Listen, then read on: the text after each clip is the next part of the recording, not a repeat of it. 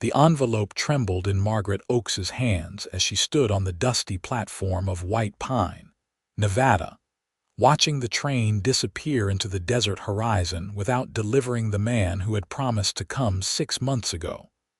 The year was 1884, and Margaret had traveled all the way from St. Louis with nothing but a carpetbag full of dreams and a bundle of letters tied with blue ribbon.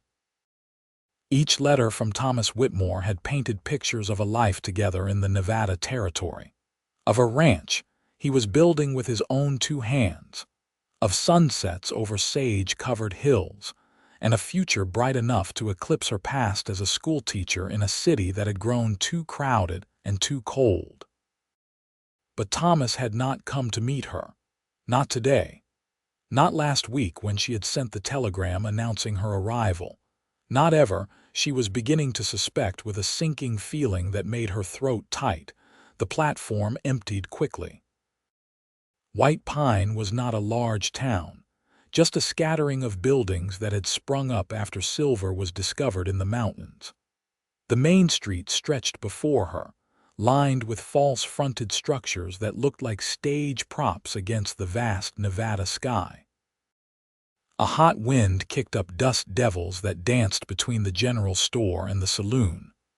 Margaret stood alone with her bag, her sensible gray traveling dress already coated with a fine layer of grit, and nowhere to go. She pulled out the most recent letter, dated 3 months prior. The words blurred as she tried to read them again. Thomas wrote of love and longing, of a home waiting for her arrival, of how he checked the stage schedule every day in anticipation. But something about the letters had always felt distant, as though the person writing them was describing someone else's life rather than building one of his own. "Miss, are you needing assistance?" A voice broke through her spiraling thoughts. Margaret looked up to find a woman in her 40s standing nearby, wearing a practical calico dress and a concerned expression. Her face was weathered but kind, with laugh lines around her eyes that suggested she smiled often despite the harshness of the territory. "I am waiting for someone," Margaret said, though even as the words left her mouth, she knew how foolish they sounded. "How long you been waiting?" 6 hours today. 6 months if I am being honest." The woman nodded slowly as if she had seen this story before. "I am Ruth Parker. My husband runs the general store. You look like you could use a place to sit down and maybe some water that does not taste like train smoke."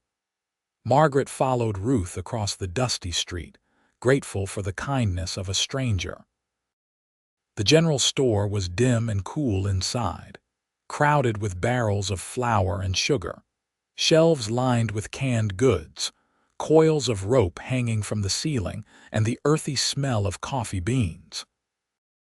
A man with a broad face and gentle eyes nodded at them from behind the counter where he was measuring out nails for a customer. Ruth led Margaret through a back door into the living quarters beyond. It was a simple room with a table, chairs, and a stove, but it felt like sanctuary. She poured water from a pitcher into a tin cup and set it in front of Margaret. "Tell me who you are waiting for," Ruth said, settling into a chair across from her. Margaret told her everything. About Thomas Whitmore's letters that had arrived like clockwork for 8 months, each one more romantic than the last. About how he had seen her advertisement in the matrimonial news, how he had written first to inquire about her character, then to share his own dreams, and finally to propose marriage and invite her west. About how she had sold everything she owned in St. Louis, said goodbye to the small room she rented and the school where she taught, and boarded the train with hope burning bright in her chest. About how that hope had dimmed with each passing hour on the platform today. Ruth listened without interrupting, her expression growing more troubled. When Margaret finished, the older woman sighed heavily. "I hate to be the one to tell you this, but there is no Thomas Whitmore in White Pine. Never has been as far as I know, and I have been here since this town was nothing but tents and prospectors. My husband knows every person within 50 miles. There is no ranch being built, no man waiting for a bride." The words hit Margaret like a physical blow. She had suspected, of course, but hearing it confirmed made her stomach drop. "But the letters," she whispered, pulling them from her bag. "They are so detailed. He wrote about this town, about the mountains, about the silver mines." Ruth picked up one of the letters and read it carefully. Her face softened with pity. These could have been written by anyone who read a newspaper article about Nevada. "There is nothing here that a man could not learn from sitting in a library back east. I am sorry, dear. You have been deceived." Margaret felt tears burning behind her eyes, but she refused to let them fall. She had not cried when her parents died of fever 5 years ago, leaving her alone in the world. She had not cried when the school board cut her wages because they believed women teachers should work for gratitude rather than money. She would not cry now, stranded in a desert town with less than $20 to her name and no way back to the life she had abandoned. "What will you do?" Ruth asked gently. "I do not know," Margaret admitted. "I spent most of my money on the train ticket. I have enough for maybe a week at a boarding house if such a place exists here. We have a boarding house of sorts. Mrs. Chen runs it above the laundry, but a week is not long enough to figure out your future." Ruth paused, studying Margaret with calculating eyes. "Can you read and write well?" "I was a school teacher for 6 years. Then I might have a solution, at least temporarily. The town has been trying to establish a proper post office. Right now, mail gets sorted in the corner of our store and it is a mess. The mining company has been complaining that important business letters go missing. If you could organize the mail system, maybe even help people write letters, there would be some income in it. Not much, but enough to keep you fed while you figure out your next step." It was not the future Margaret had envisioned when she boarded the train in St. Louis, but it was better than destitution. "I would be grateful for any work," she said. That night, Margaret lay on a narrow bed in Mrs. Chen's boarding house, listening to the unfamiliar sounds of the desert through the open window. Somewhere in the darkness, a coyote called out, its voice lonely and wild. She thought about the letters in her carpetbag, wondering who had really written them and why. Had it been a cruel joke? A way for someone to feel powerful by manipulating a stranger's hopes? Or had Thomas Whitmore been real once, his letters genuine until something happened to prevent him from following through? She would probably never know. But lying there in the darkness, Margaret made herself a promise. She would not let this betrayal define her. She had survived loss before. She would survive this too, and she would be more careful about trusting pretty words on paper. The next morning, Ruth introduced Margaret to the makeshift postal system, which consisted of a sorting table in the corner of the general store and several cubbyholes built into the wall. Letters and packages arrived twice a week by stage, and people came in to collect their mail whenever they remembered. There was no organization, no tracking system, nothing to prevent mail from being taken by the wrong person or simply lost in the chaos. Margaret set to work immediately. She created a logbook to track incoming and outgoing mail. She organized the cubbyholes alphabetically and labeled them clearly. She established set hours when people could collect their mail, which would allow her to verify recipients and reduce theft. Within 3 days, she had transformed the chaotic corner into a functioning post office. The townspeople were initially skeptical of the young woman who had appeared out of nowhere, but they quickly warmed to her efficiency and gentle manner. Miners came in covered in dust from the silver mines to collect letters from families back home. Ranch hands picked up packages containing supplies their bosses had ordered from catalogs. Women stopped by to mail letters to relatives in distant states.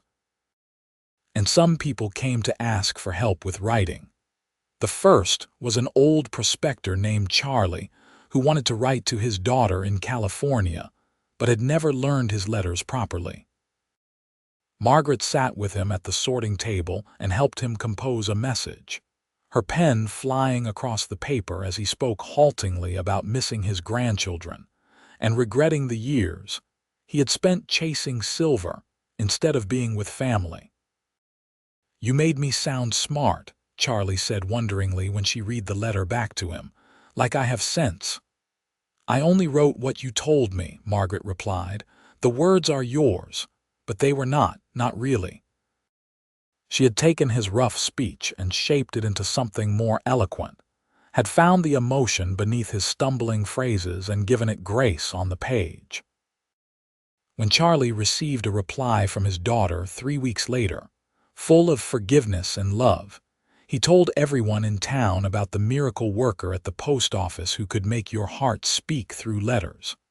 After that, Margaret found herself helping others write letters several times a week. She helped a young miner compose a proposal to his sweetheart in Denver.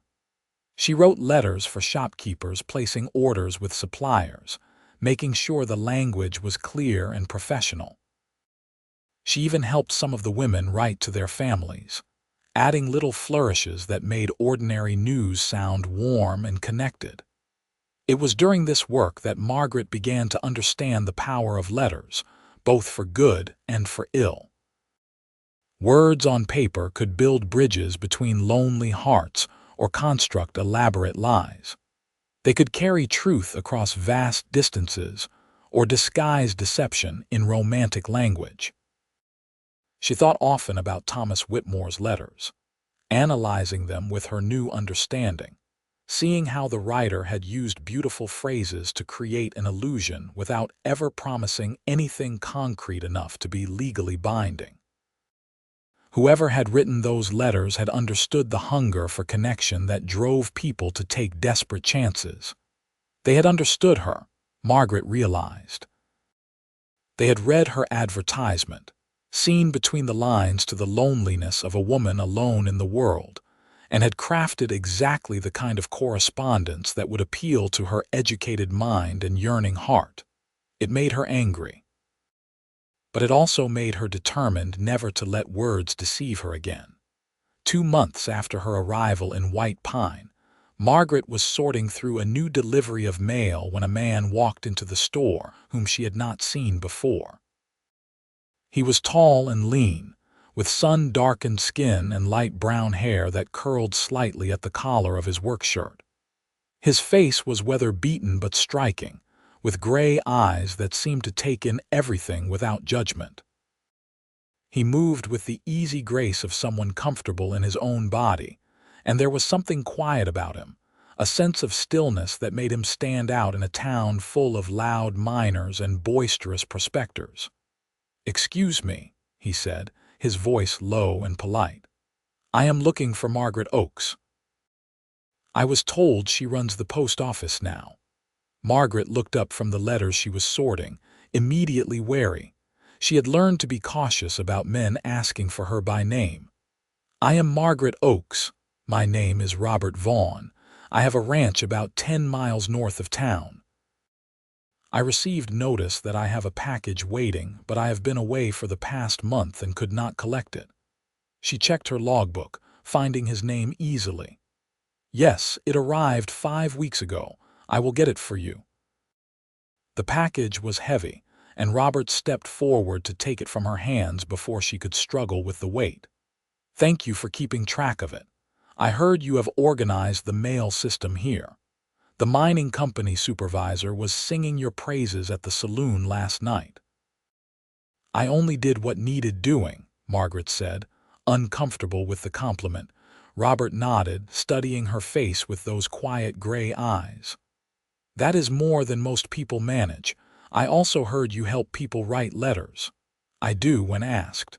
Do you need assistance with correspondence?" He hesitated, shifting the package under one arm. "Maybe. I am not sure yet. Would you have time to talk about it sometime? Something in his manner put Margaret at ease. There was no pushiness to him, no presumption.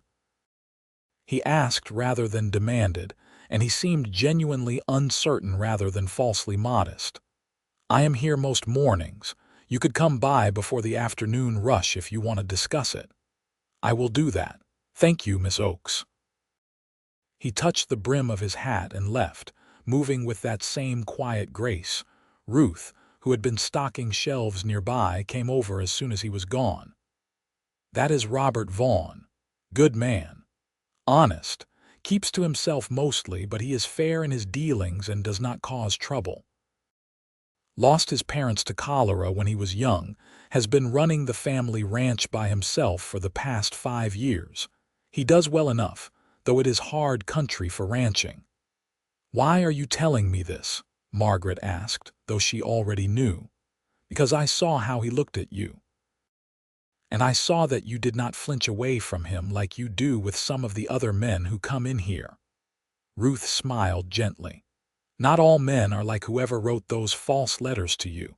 Some of them are worth knowing. Margaret did not reply, but she thought about Ruth's words that evening as she sat in her small room above the laundry, writing a letter for a miner's wife who wanted to tell her mother about the baby she was expecting. She had sworn off trusting romantic words, but there had been no romance in Robert Vaughn's manner, only straightforward politeness. And there had been something about his eyes, a depth of understanding that suggested he knew what it was like to be hurt by life, and had chosen to remain gentle anyway. 3 days later, Robert returned to the post office.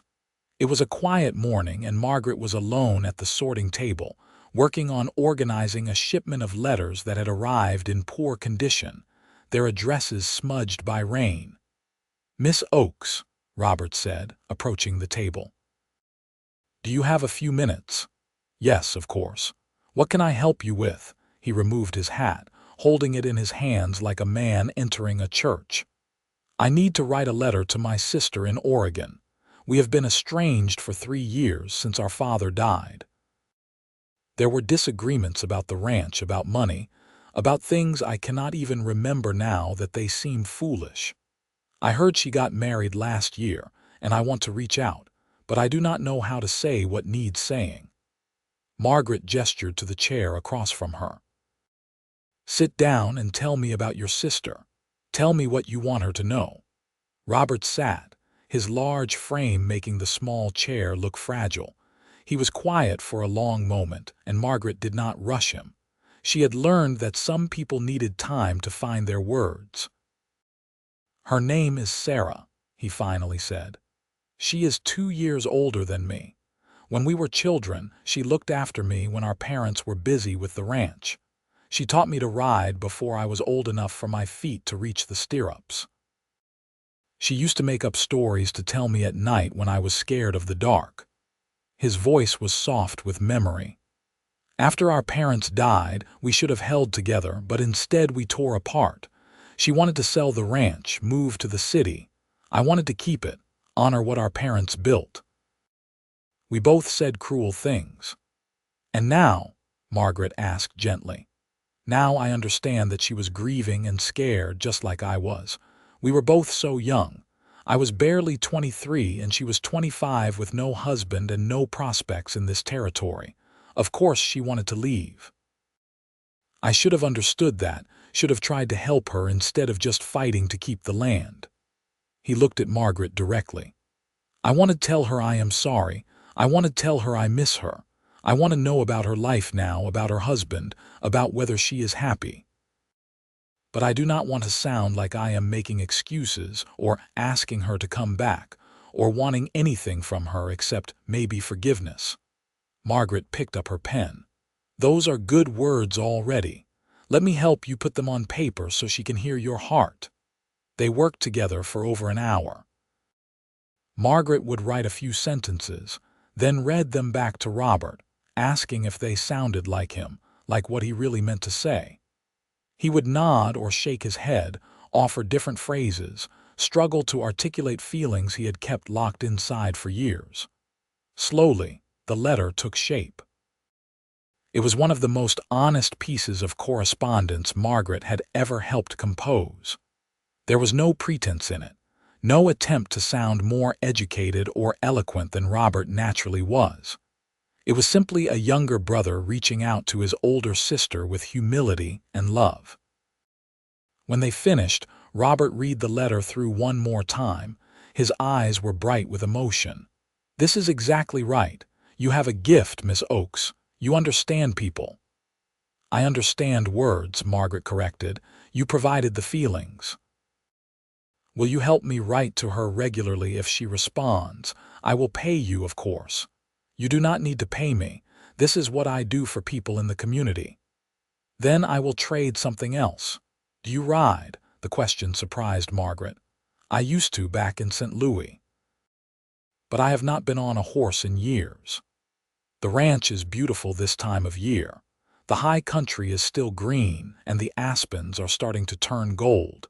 If you ever want to see more of Nevada than this dusty town, you would be welcome to visit. I have a gentle mare that needs riding anyway."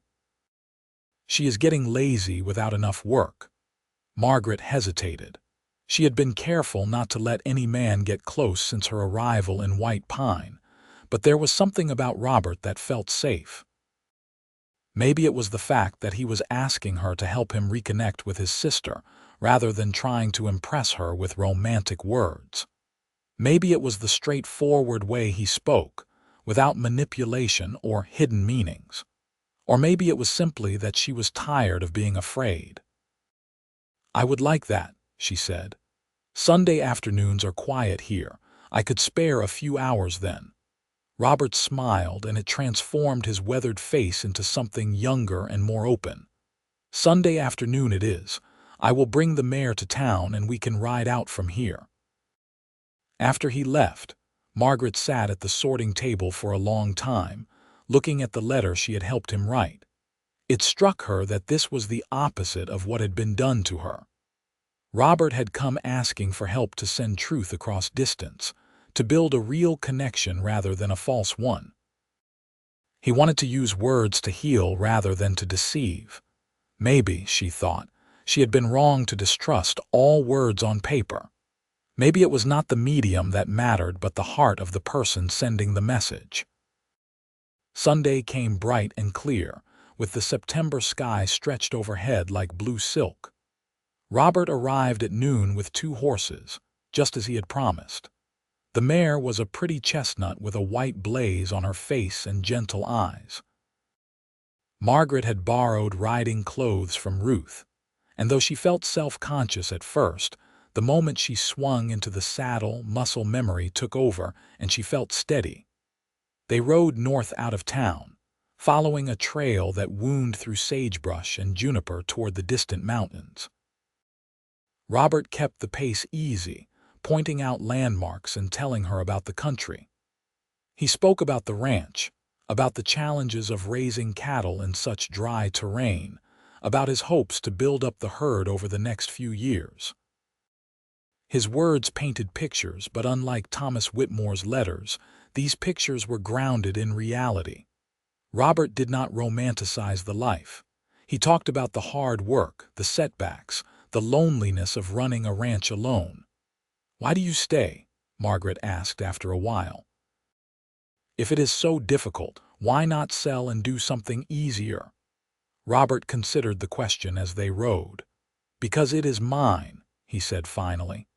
"Not in the sense of ownership, though the deed has my name, but in the sense that I have put my sweat and blood into this land.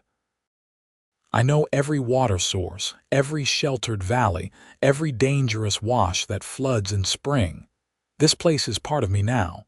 Leaving would be like cutting off a limb." Margaret understood that feeling. She had left St. Louis because she had never felt rooted there, never felt like the city was truly hers. She had hoped to find that sense of belonging with Thomas Whitmore, but she had been looking for it in a person rather than a place.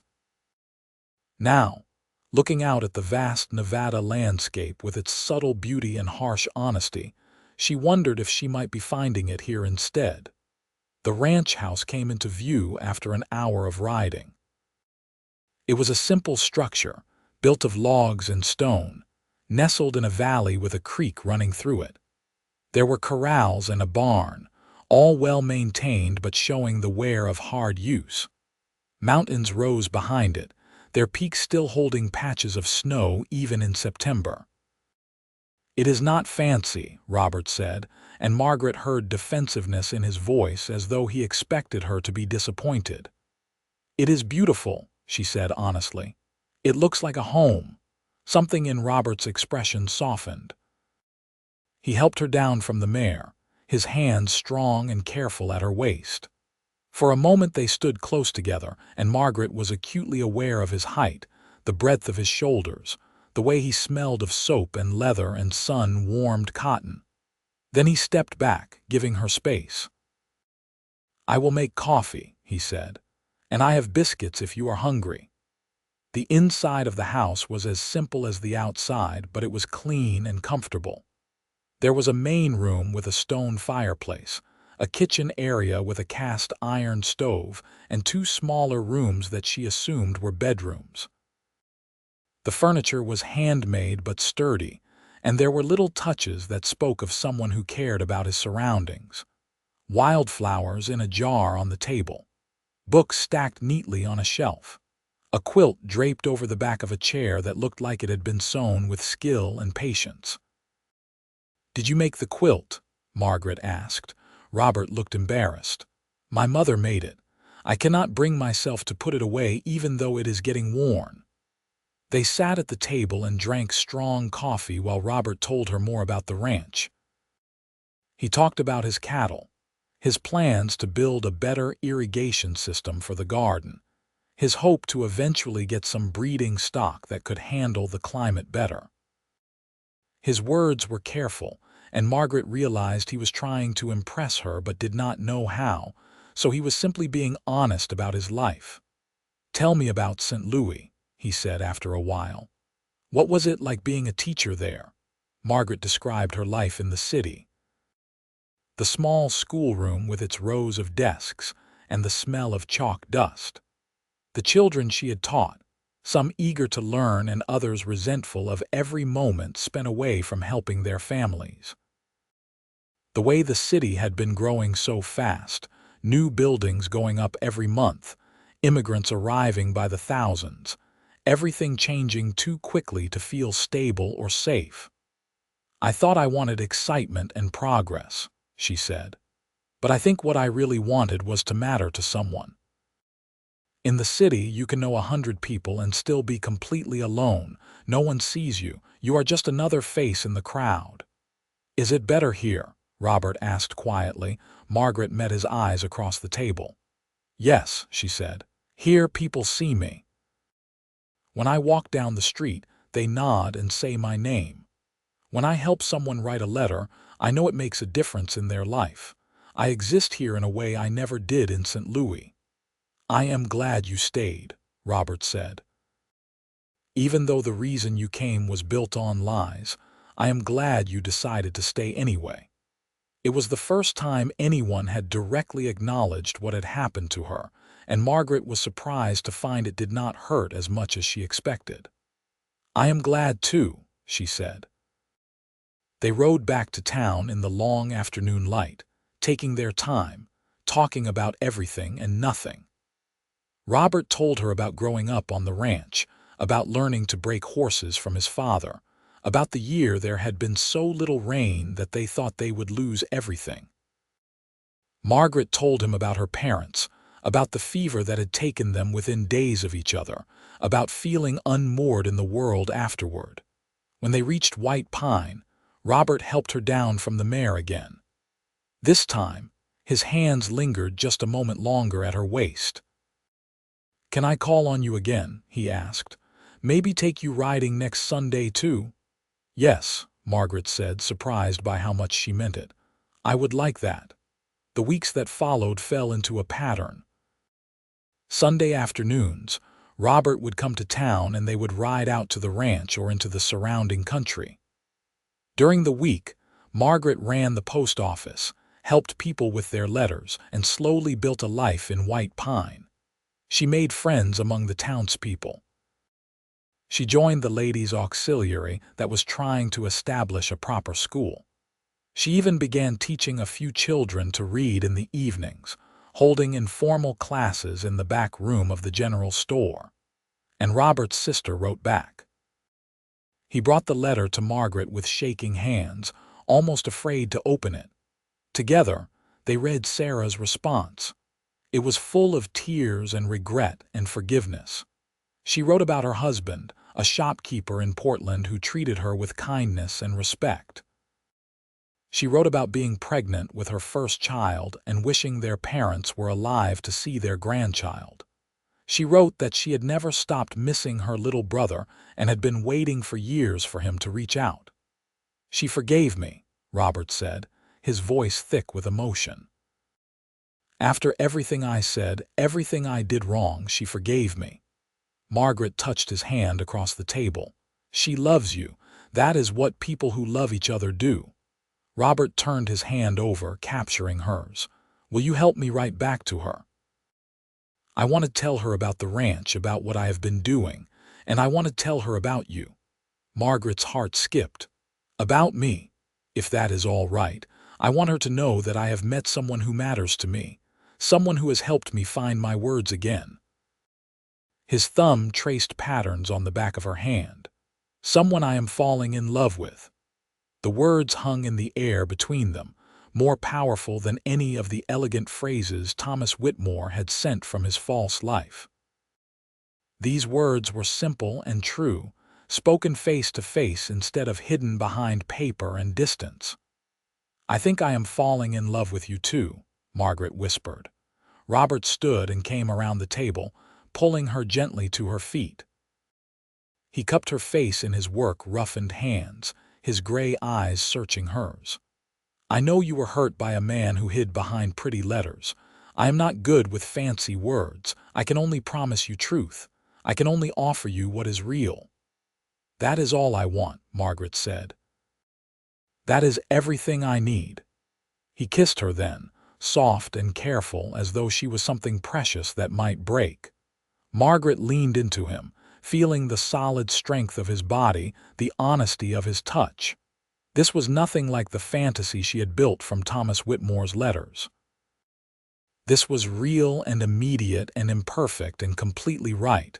When they pulled apart, Robert rested his forehead against hers. "I do not want to rush you. I know you need time after what happened, but I want you to know my intentions are serious. I want to court you properly. I want to build something real with you." "I want that too," Margaret said. They spent the rest of the afternoon writing to Sarah together, and this time Margaret added her own greeting at the end. It felt significant, adding her name to his letter, claiming a place in his family story.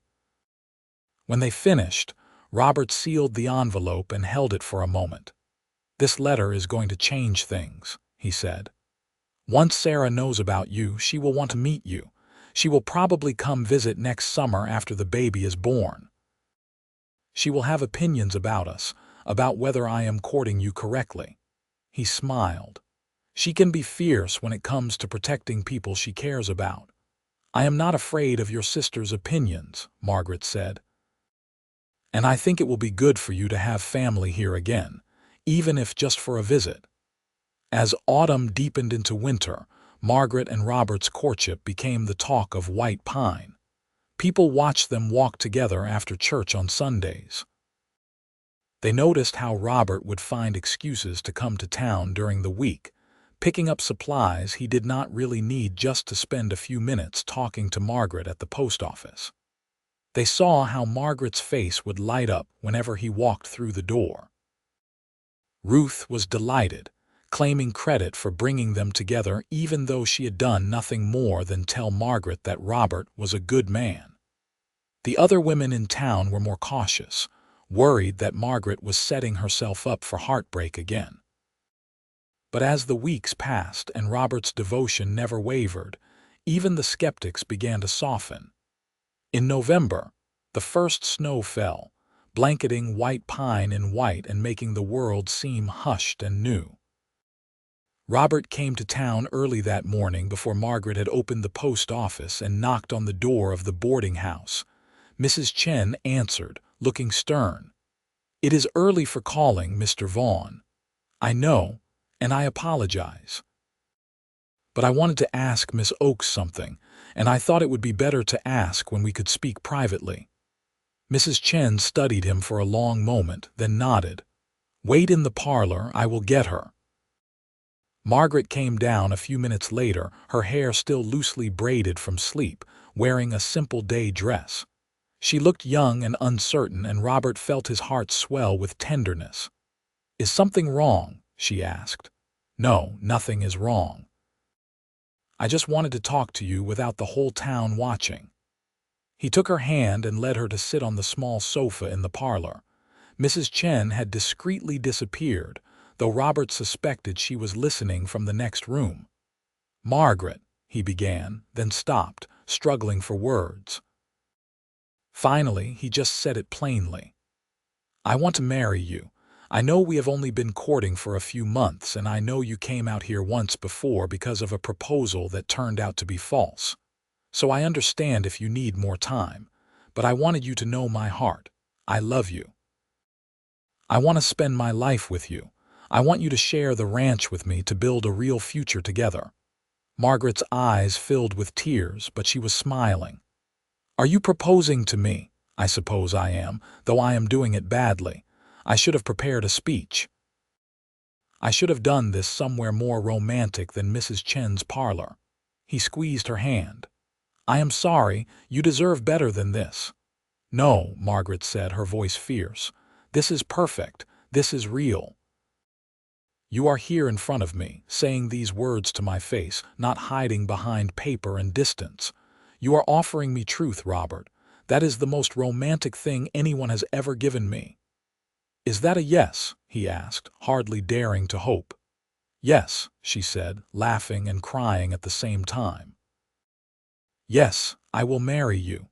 I love you, Robert Vaughn. I want to build a life with you." He pulled her into his arms, holding her tight, feeling her heart beat against his chest. For the first time since his parents died, Robert felt like he had a future that included more than just surviving. He had someone to share his life with, someone who understood him, someone who had chosen him not because of pretty words on paper, but because of who he really was. They were married in December, on a cold, clear day when the mountains stood sharp against a brilliant blue sky. The wedding took place in the small church that White Pine had recently built, with most of the town in attendance. Sarah could not come, being heavily pregnant and unable to travel, but she sent a long letter full of joy and blessings that Margaret read aloud at the reception.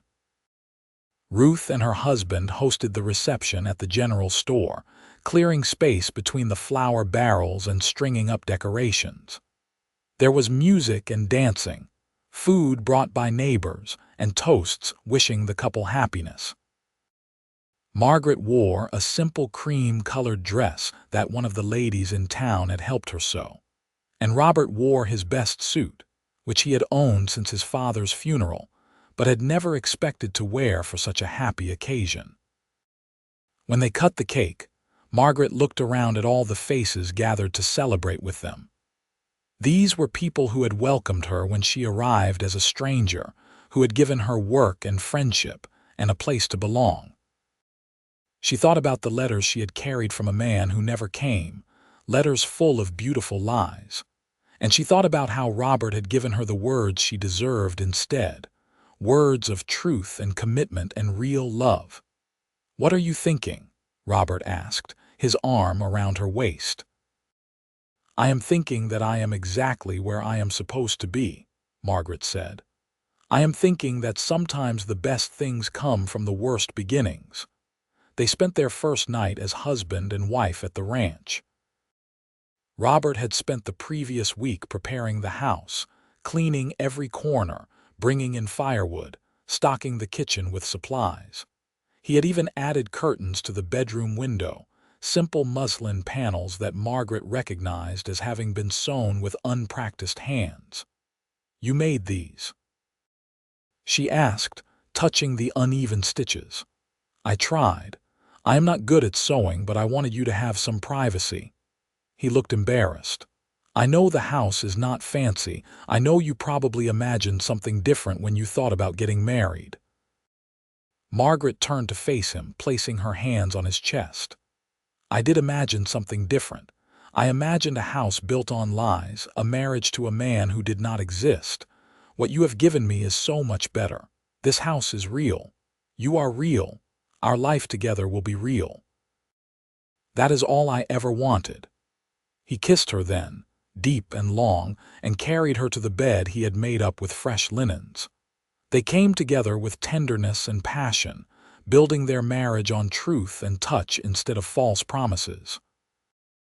Afterward, lying in his arms with the winter wind singing outside and the warmth of the fire keeping the cold at bay, Margaret felt a peace she had never known in her life. The winter was hard, as winters in Nevada often are. Snow piled deep in the high country, and there were days when it was too cold to do anything but stay close to the fire. But Margaret thrived in the isolation. She learned the rhythms of ranch life, helping Robert care for the cattle, cooking meals on the cast iron stove, reading aloud to him in the evenings from the books she had brought from St. Louis. She also continued to help people with letters, though now they had to come to the ranch instead of the post office. Robert built her a small desk in the corner of the main room, near the window where the light was good. Word spread that Margaret Vaughn would still help with correspondence, and a steady trickle of people made the trip out to the ranch throughout the winter. Margaret discovered she loved this even more than working at the post office. In the intimacy of her own home, people seemed to open up more freely. They told her their hopes and fears, their regrets and dreams. She helped a widow write to her son who had moved to California, bridging years of silence with carefully chosen words. She helped a young couple write their wedding vows, capturing the promises they wanted to make to each other. She even helped old Charlie write his will, making sure his few possessions would be divided fairly among his children after he was gone. And she watched Robert write to his sister every month, their correspondence growing richer as the rift between them healed. Sarah sent photographs of her baby daughter, named Emma after their mother. Robert kept the photographs on the mantel, looking at them often, talking about the day when he could meet his niece in person.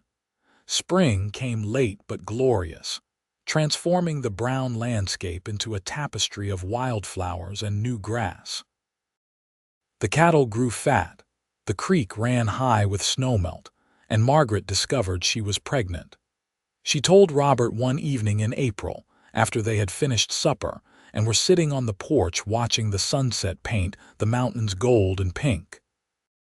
She was nervous, unsure how he would react, but she should have known better.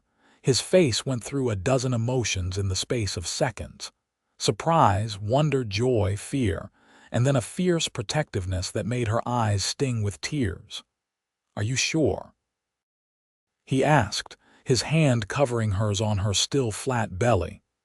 "As sure as I can be. I have missed my monthly courses twice now, and I have been feeling sick in the mornings. We need to get you to a doctor. We need to make sure everything is all right." "We need to," he stopped, realizing he was spiraling into panic. "I am going to be a father. We are going to have a baby." "Yes," Margaret said, smiling at his shock. "We are going to have a baby." Robert pulled her into his arms, holding her as though she might disappear if he let go. "I promise I will take care of you both. I promise I will be a good father. I promise—" "I know," Margaret said, stopping his words with a kiss. "You do not have to promise me anything. I already know what kind of man you are. I trust you completely." The pregnancy was not easy. Margaret suffered from terrible sickness in the first months, and the summer heat made her uncomfortable and tired. But Robert was patient and attentive, taking over household tasks without complaint, making sure she rested, riding to town for supplies whenever she needed something. The women of White Pine rallied around her too. Ruth organized a quilting circle that made blankets and clothes for the baby. Mrs. Chen taught Margaret how to make herbal teas that helped with the sickness. Even the rough miners and ranchers who came to the house for letter-writing services would ask after her health and offer awkward congratulations. In August, Sarah came to visit, bringing baby Emma and her husband Thomas, a quiet man who clearly adored his wife. It was an emotional reunion between the siblings. Robert and Sarah stood in the yard, holding each other and crying, while Margaret and Thomas watched with understanding smiles. Sarah was a whirlwind of energy and opinions, just as Robert had warned. She immediately took charge of preparing for the baby, reorganizing the bedroom to make space for a cradle, advising Margaret on everything from nursing to sleep schedules. But beneath her bossiness was genuine love and care, both for her brother and for the woman he had married. "He is different now," Sarah told Margaret one afternoon while they were shelling peas on the porch. Robert and Thomas had taken Emma to see the cattle, giving the women time alone. "When I left, he was so angry and closed off. I worried about him out here alone, becoming bitter and hard. But you have opened him up again. He smiles now. He has hope again." "He did that himself," Margaret said. "I just gave him a reason to reach out." "No," Sarah said firmly. "Do not diminish what you have done. My brother wrote that you helped him find his words again, that you helped him say what needed saying to me. Those letters you helped him write saved our relationship, and from what I can see, you saved him too." Margaret thought about that conversation often in the months that followed. She had come to Nevada carrying letters from a man who never came, expecting to build her life on pretty words that turned out to be lies. Instead, she had found Robert, a man who struggled with words but offered truth in everything he did. Together, they had built something real. The baby came in early November, on a day when snow was falling soft and steady outside. Ruth came to help with the delivery along with the town's midwife, a capable woman named Mrs. Henderson. Robert paced in the main room, listening to Margaret's cries of pain and feeling helpless. But when Mrs. Henderson finally called him in and placed the baby in his arms, all the fear and helplessness disappeared. He looked down at his son, his and Margaret's son, and felt something shift in his chest. This tiny person with Margaret's nose and dark hair was depending on him. This tiny person was the future made flesh. "What should we name him?" Margaret asked, exhausted but glowing. They had discussed names for months without deciding.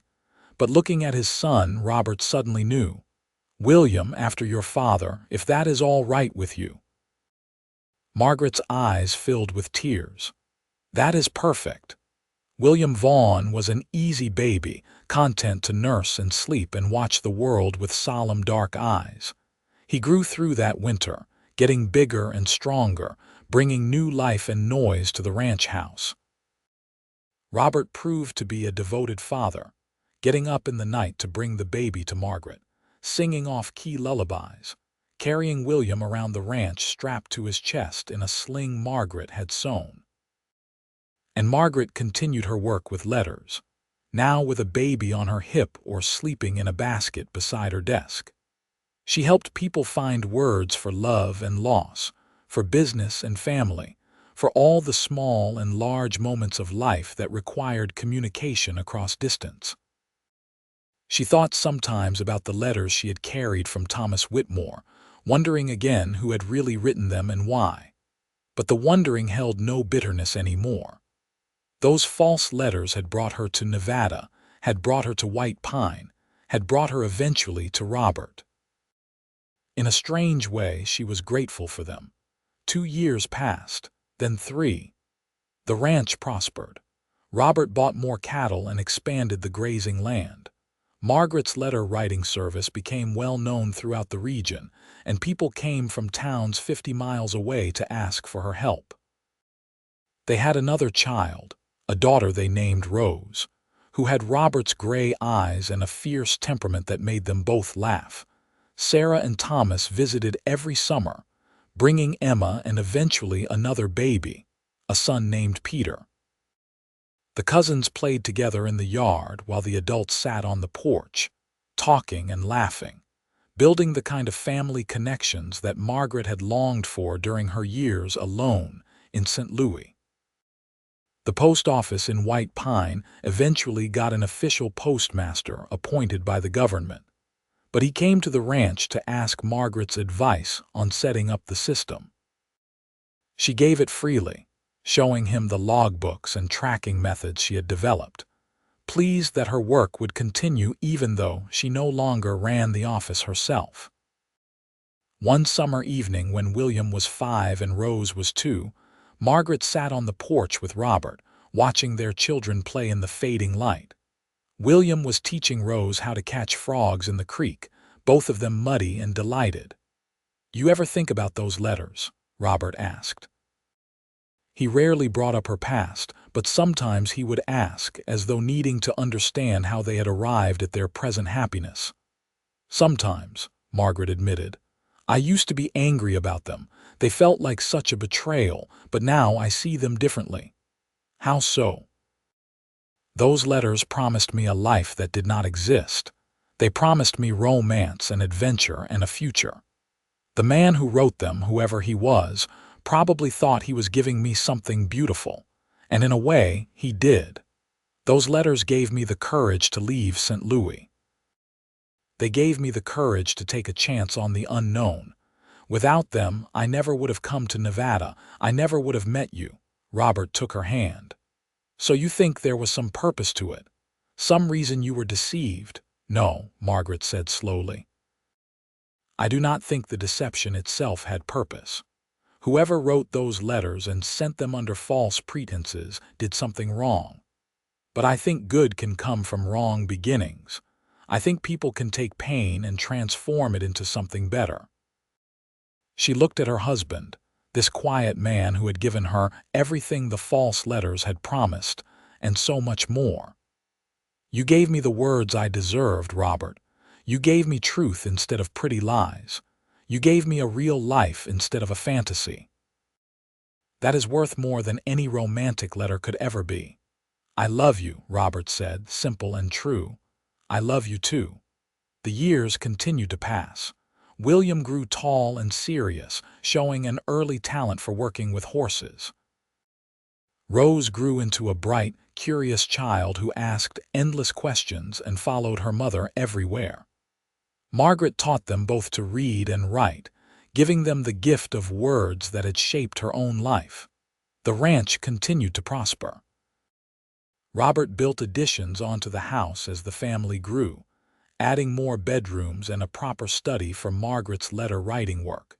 He built a better barn and expanded the corrals. Slowly, patiently, he transformed the property from a struggling homestead into a successful working ranch. And Margaret became a fixture in the community, known throughout the region as the woman who could help you say what your heart meant. She wrote letters for people celebrating births and mourning deaths. She wrote love letters and business correspondence. She wrote letters of apology and reconciliation, of hope and new beginnings. She thought of herself as a translator of sorts, taking the rough thoughts and feelings people carried inside and translating them into language that could be sent across miles, that could bridge distances and heal wounds. It was work that mattered, work that made a difference in people's lives. When William turned 10, Robert started teaching him seriously about running the ranch.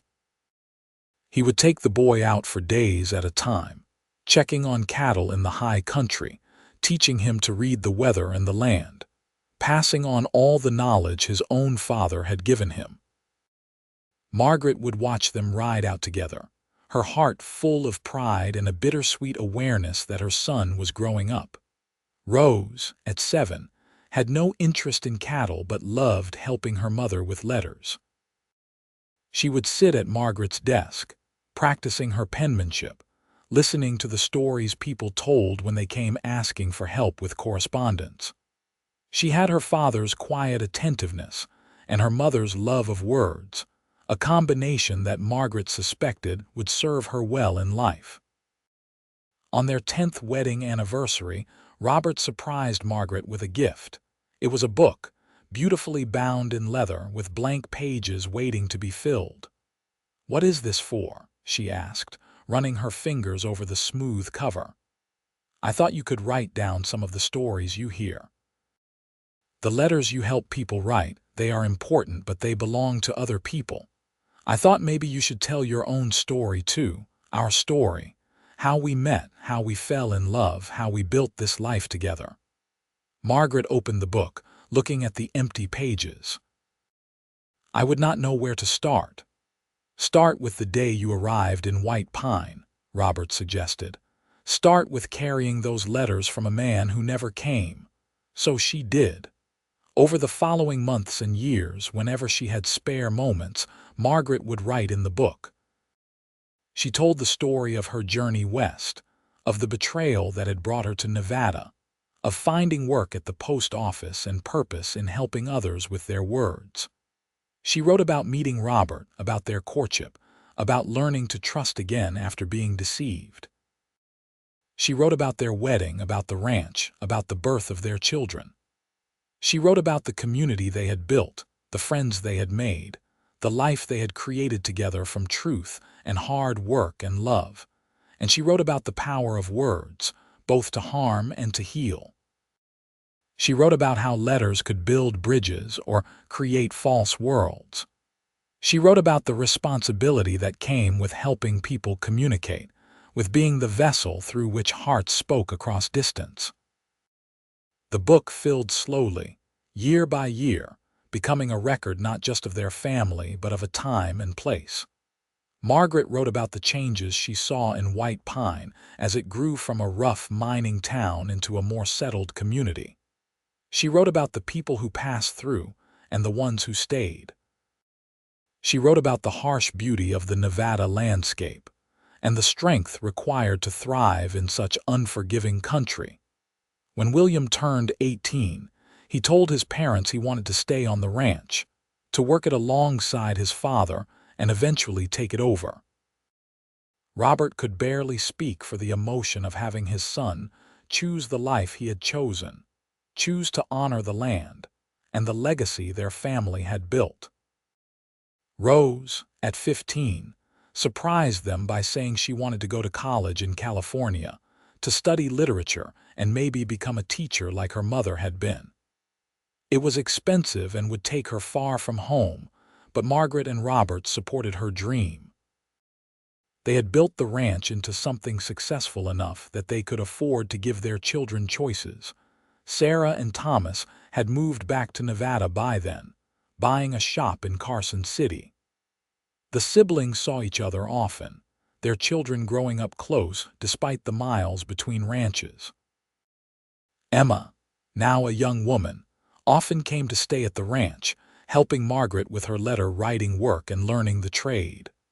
On a spring morning when Margaret was 45 years old, she sat at her desk helping an old woman write to her estranged grandson. The woman's story was heartbreaking and familiar. Years of silence, of pride getting in the way of love, of time passing until it seemed too late to bridge the gap. But it was never too late, Margaret assured her. There were always words that could reach across years and pain if they were honest enough, humble enough, loving enough. After the woman left, Margaret sat for a while looking out the window at the ranch that had become her home. She could see Robert in the distance, working with William to repair a fence. She could hear Rose inside the house, practicing a speech she was preparing for school. This life, this family, this place, had all grown from the ashes of a deception. She thought about Thomas Whitmore, whoever he had really been. She thought about those letters she had carried across the country, letters full of beautiful lies that had promised her everything and delivered nothing. And she thought about how, in the strangest way, those lies had led her to truth. Robert came in for lunch, dusty and tired but smiling when he saw her. "What are you thinking about?" he asked, kissing her forehead. "I am thinking about words," Margaret said, "about how they can build worlds or destroy them. About how the most important words are the true ones, even when they are hard to say." "Like I love you," Robert said, pulling her to her feet and into his arms. "Yes, exactly like that." They stood together in the afternoon light, two people who had found each other against odds, who had built a life on honesty and hard work, and the courage to trust again after betrayal. Behind them, their children laughed and argued and lived their young lives. Around them, the ranch stretched out in all directions, the land they had poured their sweat and dreams into. Margaret thought about the woman she had been when she stepped off that train in White Pine, scared and betrayed and lost. She thought about the letters in her carpet bag, the beautiful lies that had carried her west. And she thought about how Robert had given her different words, true words, words that built something real instead of spinning fantasies. He had become the words she deserved. Not pretty or polished, but honest and strong and rooted in reality. And from those words, they had built a life together. Years continued to unfold, bringing changes and challenges. Rose went to college and came back a teacher, opening a school in White Pine that served the children of miners and ranchers. She never married, content with her books and students, but she was happy and fulfilled in a way that made Margaret proud. William married a rancher's daughter from a neighboring property, a strong young woman named Catherine who could rope a calf and balance a ledger with equal skill.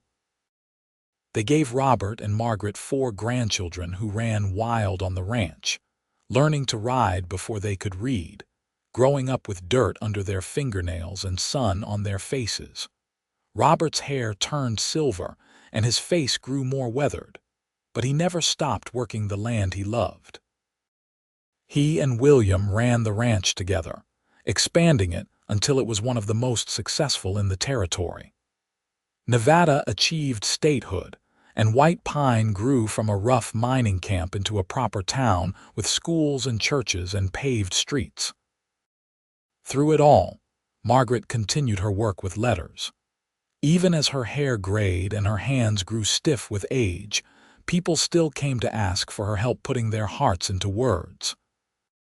She wrote love letters and business correspondence, condolences and congratulations, all the myriad ways people tried to communicate across the distances that separated them.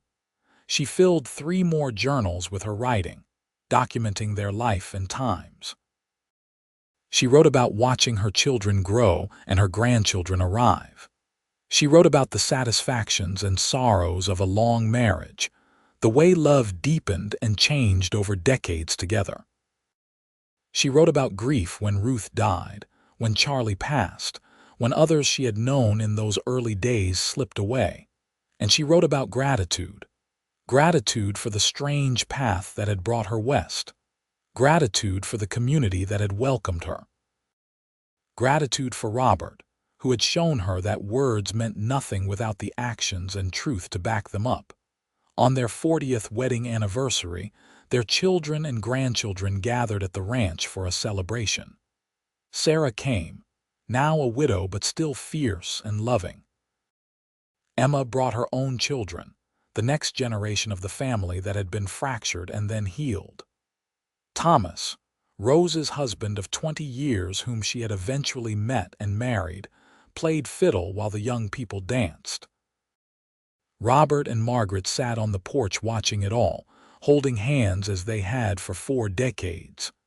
"You remember the first time I came to the post office?" Robert asked. "I was so nervous. I had been watching you for weeks, trying to work up the courage to talk to you.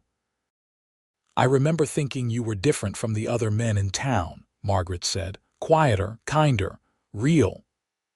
I never could have imagined this, Robert said, gesturing at the scene before them. The ranch house lit up with lanterns, full of family and laughter. The land stretching out in all directions, prosperous and well-tended. The legacy they had built together. When I was alone here after my parents died, after Sarah left, I thought this was all there would be. Just me and the land, surviving day to day. And then I showed up, carrying letters from a man who did not exist, Margaret said. And I fell in love with you, Robert finished. Not because of letters or pretty words, but because of who you were, who you are. Margaret leaned her head on his shoulder, feeling the solid warmth of him, the reality of their life together. She thought about those letters one more time, the ones she had carried so carefully across the country. She had burned them years ago, finally ready to let go of that part of her past. But she remembered what they had taught her about the power and danger of words. "I am glad those letters were lies," she said softly. "If Thomas Whitmore had been real, if he had been waiting on that platform, I would have married him. I would have built a life with someone else.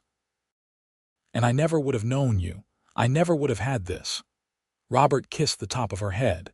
"So sometimes, in the strangest way, lies can lead to truth. Or truth can emerge from lies," Margaret said, "if we are brave enough to look for it." They sat together as the stars came out over the Nevada desert, watching their family celebrate, feeling the satisfaction of a long life well lived. The ranch stretched around them, the home they had built with their hands and hearts. The community they had helped create hummed with life and connection. And Margaret thought about all the letters she had written over the years, all the words she had helped other people find. She thought about how she had taken her own heartbreak and transformed it into something that served others, how she had found purpose in helping people communicate truth and love across distance. Robert had given her the words she deserved, true words spoken face to face with action to back them up. And together, they had given those words to others, helping heal rifts and build bridges, one letter at a time. The celebration continued long into the night.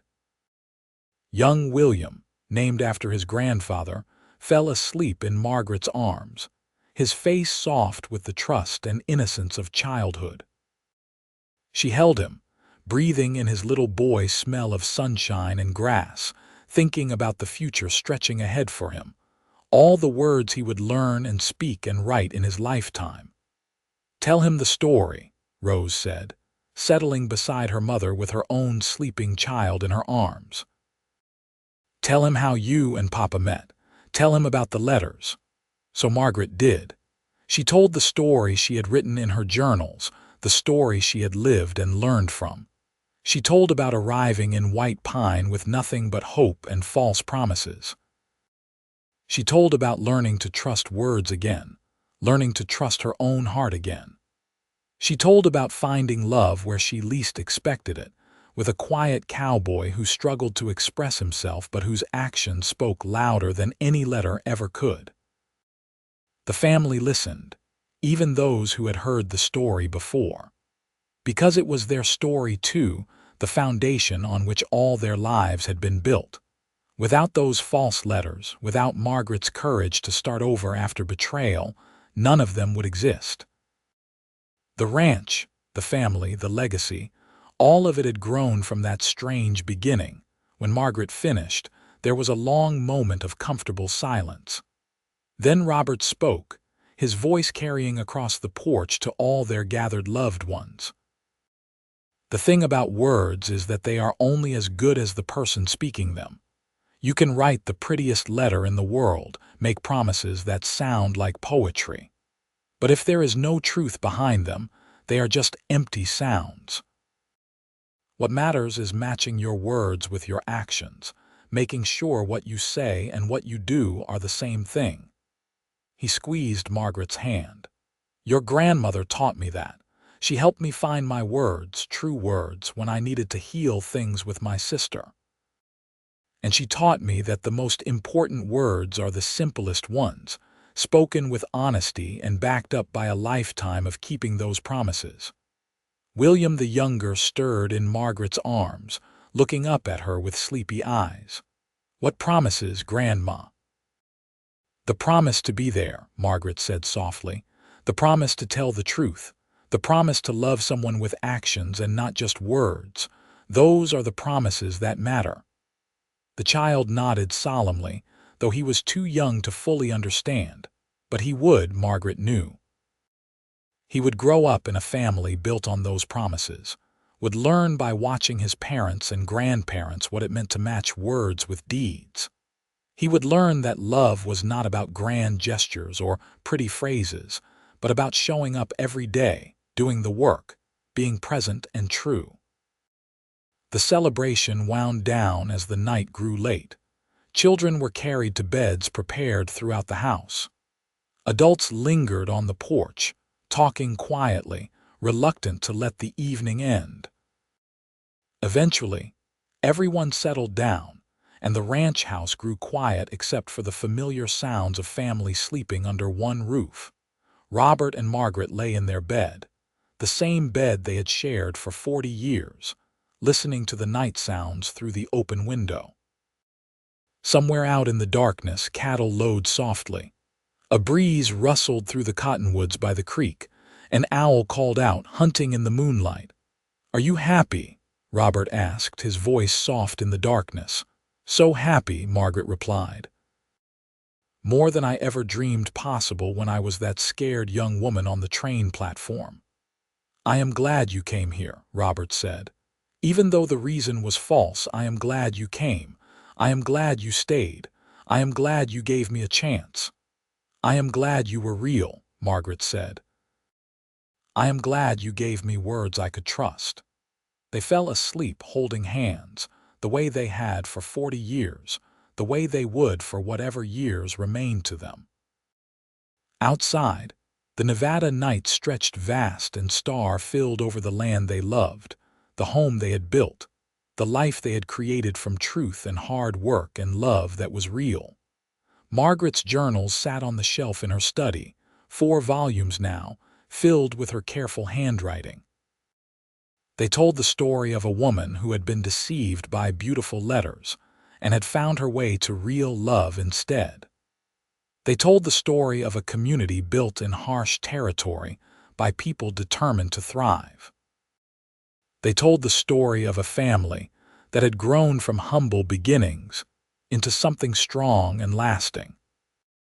And someday, Margaret thought drowsily as sleep claimed her, those journals would tell future generations about the power of words used well and used poorly, about how truth matters more than poetry, about how real love is built on presence and honesty rather than pretty promises made from a distance. The letters from Thomas Whitmore were long since burned, their ashes scattered to the Nevada wind.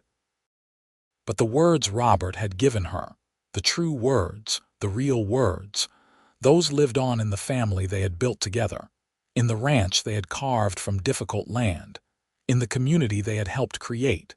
She had carried letters from a man who never came. But she had found a cowboy who became the words she deserved, and together they had written a love story that was real and true and lasting. That was worth more than any false promise, more than any romantic fiction. It was life, messy and hard and beautiful and true. And as Margaret drifted into sleep, held safe in the arms of the man she had loved for 40 years, she felt nothing but gratitude for the strange and winding path that had brought her home. The morning sun rose over the Nevada desert, painting the sky in shades of gold and rose, illuminating the ranch where 4 generations of families slept peacefully under one roof. And in the study, Margaret's journals waited silently, holding within their pages the story of how love can grow from the strangest beginnings, how truth can emerge from lies, and how the most important words are the ones spoken with honesty and lived out with action, day after day, year after year for a lifetime. The end came for Robert and Margaret within months of each other, as it sometimes does for couples who have loved deeply and long. Robert went first, on a spring morning when the wildflowers were blooming and the cattle were fat with good grazing. He died peacefully in his sleep with Margaret beside him, having lived to see his 87th year. Margaret followed him that autumn, on a day when the aspens were turning gold and the air smelled of coming snow. She was 85, and she went gently, surrounded by her children and grandchildren, holding the hand of her great-grandson William as she slipped away. They buried them side by side on a hill overlooking the ranch, with a view of the mountains and the valleys they had loved. The stone was simple, bearing their names and dates and a single line that Rose had chosen. They gave each other true words. The ranch passed to William and Catherine, who ran it with the same dedication and love Robert had shown. Rose kept her school in town, educating another generation of children. The grandchildren grew and scattered, some staying in Nevada, others seeking their fortunes elsewhere, but all of them carrying the lessons and stories of their grandparents. And Margaret's journals became family treasures, passed down through generations, read and reread by descendants who wanted to understand where they came from. The story of the letters from a man who never came, of the cowboy who became the words she deserved, became part of family legend, told and retold with variations and embellishments, but always carrying the core truth at its heart. Love built on honesty endures. Words matched with actions create something real and lasting. And sometimes, the worst betrayals can lead to the best blessings if we are brave enough to stay open to possibility, courageous enough to trust again, and wise enough to recognize truth when we finally find it. The ranch still stands, more than a century later, though much has changed. But on the hill where Robert and Margaret rest, wildflowers still bloom each spring, and the view still stretches out over valleys and mountains, over the harsh and beautiful land they loved. Their story lives on in the hearts and memories of all who came after, a reminder that real love is not about pretty words on paper, but about the daily choice to show up, to be honest, to keep promises, to build something true that can last beyond one lifetime and echo down through generations. And sometimes, on quiet evenings when the wind sighs through the cottonwoods and the cattle call out across the darkening land, it is almost possible to imagine two figures sitting on the porch of the old ranch house, holding hands and watching the sunset paint the Nevada sky in shades of gold and rose, still together after all these years, still writing their love story in actions and choices, and the thousand small truths that make up a life well lived together.